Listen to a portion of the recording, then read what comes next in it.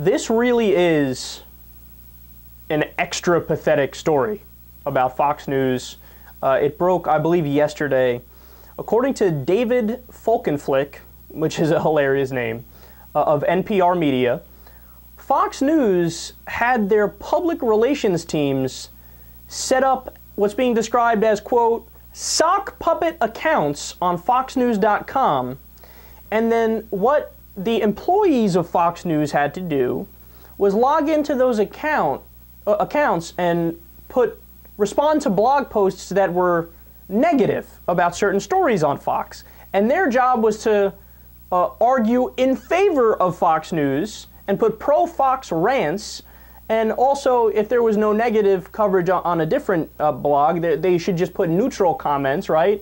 Some pleasant, normal, like, oh, I love Greta Van Susteren show. I'm that one person that watches it. So you're supposed to put positive or neutral comments. And the neutral was because, well, we don't want to give it away that we're, working for Fox News and essentially faking this, right? And the whole idea was give the impression of support. The impression that, hey man, Fox News is mainstream and they're just a news station. They're not like, right-wing talk radio on TV. They're realistic. They're good people. They know what they're talking about over there at Fox. So what they did is they set up wireless broadband connections that couldn't be traced back to the network to help cover their tracks, and they distributed old laptop computers for the employees to use as they did it. Now, the reason why that's one of my favorite little details is because it shows you they were like really serious about, look, we can't get caught doing this. This would be incredibly embarrassing if we got caught. So we'll go as far as to purchase old laptops, and then you have to log on to those and do it that way. So, of course, this begs the question, what happened, Fox? I thought that you guys were Mr. Popular over there. I thought you were this, #1 American news station. But look, the answer is obvious. The average age of the Fox News viewer is upper 60s. In some cases, it's even older. So for Bill O'Reilly, the average age is 71. I mean, the audience is literally dying off. And let's be honest here, older generations, they don't use the internet. So while it is true that Fox is the #1 rated cable news station, it's because they cater to a group of people who's retired and they can sit at home all day and watch Fox News, right? Whereas CNN is a more, a younger demographic. MSNBC is an even younger demographic than that. And these are people that have lives. These are people that go out and do things, have to work and whatnot, and go out on dates and be social.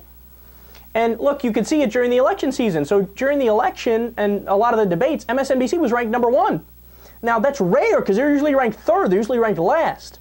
But the thing is that during an election cycle, when more of the population, the younger people, were like, you know what, let me tune in and see what's going on with the election, where did they go? MSNBC.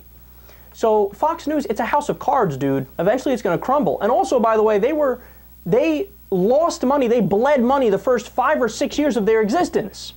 And they were in it for the long haul. They said, look, we'll invest a shitload of money because Rupert Murdoch has all the money in the world, and then eventually we'll become profitable down the road, which is their business model, which is what happened, right? But the fact that nobody goes online for them is really not surprising at all, which is why they had to set up these dummy accounts. And by the way, you can see it now, too, how desperate Roger Ailes is becoming and Rupert Murdoch are, because what have they been doing? Did you see the new goofy room that Shep Smith does his show from, where it's these tremendous iPads they're huge and they look like, it looks comical, right? Like it's so huge as to not even be really functional. Like it's unnecessarily large, and it looks like he's doing the show from, the Star Trek ship, whatever it's called, the Enterprise, right?